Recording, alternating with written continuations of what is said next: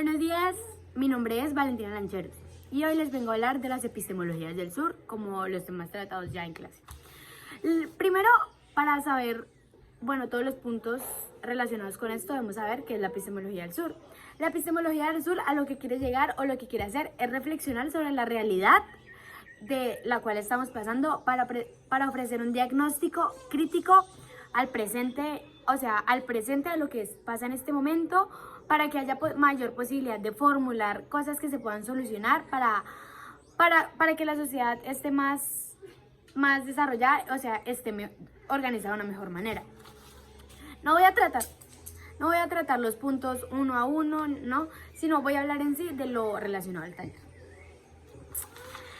Para empezar, debemos hablar de algo que son las preguntas débiles, las preguntas fuertes y respuestas débiles. A esto nos referimos con preguntas fuertes, preguntas que abarcan muchísimo tema, que abarcan muchas cosas, que abarcan una serie de contenidos, a respuestas débiles, respuestas que las queremos llegar a lograr en que no son adecuadas para esto. A lo que me hago referir con esto es que siempre, o en nuestra sociedad, o en nuestro caso, pasa en que tenemos mil preguntas respecto a preguntas que abarcan muchísimas cosas, que pueden dar 4, 5, hasta 6 respuestas, y siempre damos una respuesta débil. Siempre la sociedad, las personas que deberían hacerlo, dan una respuesta vacía, errónea, que no va. Más o menos tengo 2 ejemplos que los quiero hacer la pregunta, la respuesta y crear una incógnita para saber cuál sería tu respuesta.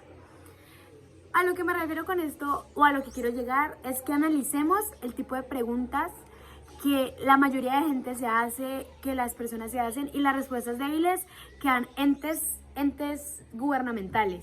A lo que me refiero con esto es, sabemos la pandemia por la que estamos pasando. Voy a hacer la siguiente pregunta. ¿Es justo durante la crisis del COVID-19 se congela el pago de los servicios para estratos 1, 2 y 3, pero estos sean diferidos a 36 cuotas? Una respuesta débil del gobierno, de los máximos entes territoriales, no sé, es la solución que les dan por el momento de la pandemia. Cuando pase tendrán que salir. Esa es una respuesta débil, porque todos los factores que abarca que estas personas de bajos recursos, que no tienen con qué subsistir en este momento de crisis, entre comillas, porque hay gente que puede subsistir, hay gente que está con lo del diario, ahora van a transferir los recibos de 3 meses, que se les van a acumular una cantidad de plata para cuando salgan a trabajar tener que pagar todo eso. Es lo mismo con el pago del arriendo, que los arrendatarios no podrán cobrar, sí, no podrán cobrar 1, 2, 3 meses lo que dure la pandemia, pero ¿cuánto más?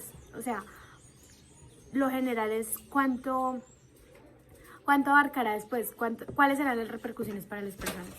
Y la segunda pregunta fuerte con respuesta débil es fácil, falsos positivos. A lo que hago referencia con esto es, quiero hacer esta pregunta porque lo saqué de un archivo de la revista Semana, en donde se pregunta, ¿se violó el derecho internacional humanitario y los derechos humanos respecto al territorio? La respuesta de Álvaro Uribe fue, Vivanco, derechos internacionales al servicio del terrorismo.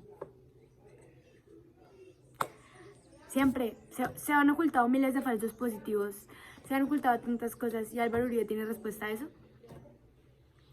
Para seguir con el tema, para seguir abarcando, para seguir diciendo, vamos a hablar ahora de algo particular en la epistemología del sur, en lo que nos hablan los textos. Son las 3 premisas de la epistemología del sur. La primera, que la comprensión del mundo es mucho más amplia que la comprensión occidental del mundo. La segunda, que la diversidad del mundo es infinita, existen diferentes maneras de pensar y de sentir.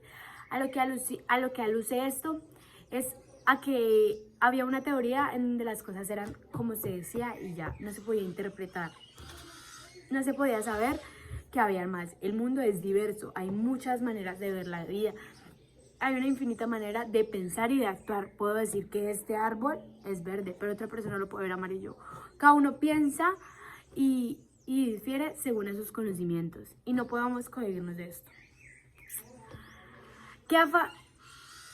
que esta gran diversidad en el mundo puede y debe ser activada, así como transformada teocéntricamente y prácticamente de muchas maneras plurales. A lo que me refiero con esto, en que esta manera y estas formas de ver tienen que verse plural, o sea, como de que todo el mundo las pueda ver, de que no nos cerremos a algo, sino que todo el mundo tenga sus propios criterios, su propio conocimiento respecto a todo lo que esto alude. También podemos hablar bueno, el siguiente punto que vamos a tratar es el de la sociología de las ausencias y de las emergencias. Primero quiero explicar a qué refiere cada una y luego dar un ejemplo, no propiamente explícito decir de esta noticia pasó este ejemplo, no, sino de cómo esto hace eso. Primero les voy a leer, o sea, voy a explicar de qué es y luego voy a dar un ejemplo, que con ese ejemplo van a ver la sociología de las ausencias y de las emergencias en una sola. El primer ejemplo que voy a dar, la primera apunte de la sociología de las ausencias es que consiste en transformar objetivos imposibles en posibles. A lo que me refiero a que consiste en transformar las ausencias que hayan, transformarlas en posibilidades y en realidades, ¿sí? O sea, en que hay un hueco, digamos, entonces la vamos a transformar, vamos a tapar este hueco para lograr algo.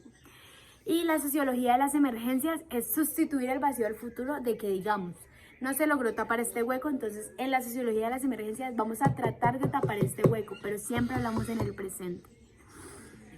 En de las posibilidades y pluralistas, lo mismo, o sea, lo mismo que quiero decir. El ejemplo que voy a poner es muy sencillo. La violencia en Colombia. La educación. La violencia es otro punto que quiero tratar ahorita. La educación en Colombia. Hay gente que por X o Y motivos no pueden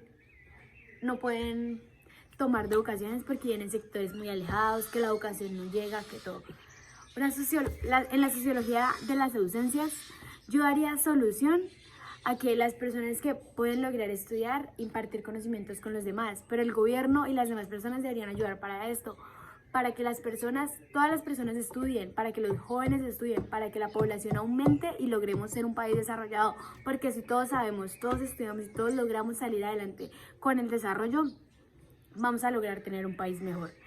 Y la sociología de las emergencias, listo, no se logró que estudiaran en la juventud, ahora estamos viendo un futuro de crisis, en donde faltan cosas, donde faltan trabajadores, en donde tantas cosas, listo, logremos que la gente aprenda, que la gente estudie, ya siendo grande, darle oportunidades, darle mayores oportunidades. Mucha gente no le brinda educación, sí, la educación puede que sea pública, el gobierno la puede poner pública, la puede poner así de grande, pero solo piensa en las personas que la pueden tomar y las personas que no la pueden tomar, ¿quién piensa en ella? Las personas que viven alejadas, pero que sin embargo hacen parte de nuestra sociedad, ¿quién vive en ella? ¿Quién piensa en estas personas? Las pretensiones y los objetivos de las epistemologías del sur. La primera pretensión es analizar el proceso de valoración y conocimientos válidos científicos y no científicos y nuevas relaciones entre conocimientos. El segundo, actuar en el presente para que haya repercusiones en el futuro, buenas, para que cambie, para que avance, para todo. Y buscar y dar a conocer esto para todas las personas para que sea igual para todos.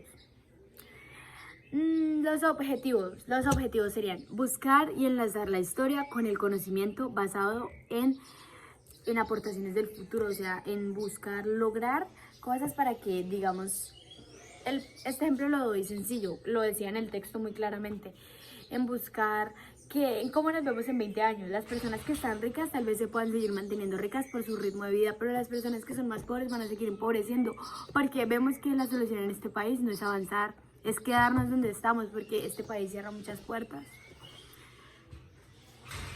El otro tema a tratar que quiero lograr tratar, y por último, es la teoría crítica de lo convencional a la democracia, de lo convencional. Esta manera la trato de los sustantivos a los adjetivos, de por qué desaparecen los sustantivos y aparecen adjetivos. Y es claramente, ahí en el texto nos plantea un ejemplo que, digamos, es el de la democracia.